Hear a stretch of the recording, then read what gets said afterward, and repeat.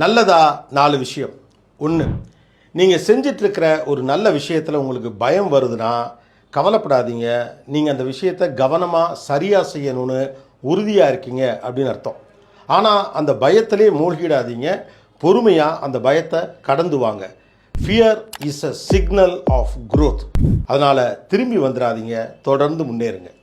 2, உங்கள் தவறுகளை ஒத்துக்கொள்வதில் ஈகோ இல்லாமல் இருங்கள்.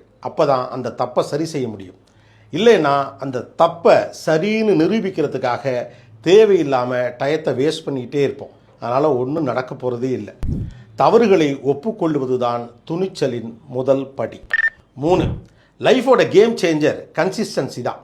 வெற்றி பெறுவதற்கான வாய்ப்பு, சூழல் இதெல்லாம் இருந்தாலும் ஒருத்தர் தொடர்ச்சியாக அதை நோக்கி பயணிக்கவில்லை என்றால் நிலைத்து நிற்க முடியாது. அலுப்பில்லாமல் அயராமல் வெற்றியை நோக்கி பயணிக்கிறவர்கள் பெரும் திறமைசாலிகளை கூட பின்னுக்கு தள்ளிவிடுவார்கள். Consistency is the key. 4, நம்ம கனவுகள் நனவாக ஒரு நல்ல காலம் வரும் அப்படின்லாம் காத்து கிடக்காதீங்க. அப்படிலாம் ஒரு காலம் வரவே வராது. உங்கள் ட்ரீம்ஸை மட்டும் வச்சுக்கிட்டு ஆக்ஷனே எடுக்காமல் இருந்தீங்கன்னா அது வெறும் ஃபேண்டசி தான். ஒரு ஸ்டெப் எடுத்து வைங்க. டிசப்பாயின்மெண்ட்ஸை ஃபேஸ் பண்ணுங்கள், லாஸை ஹேண்டில் பண்ணுங்கள். அதுலேருந்து கிடைக்கிற லேர்னிங் தான் வெற்றிக்கான முதல் புள்ளியை வைக்கிறது.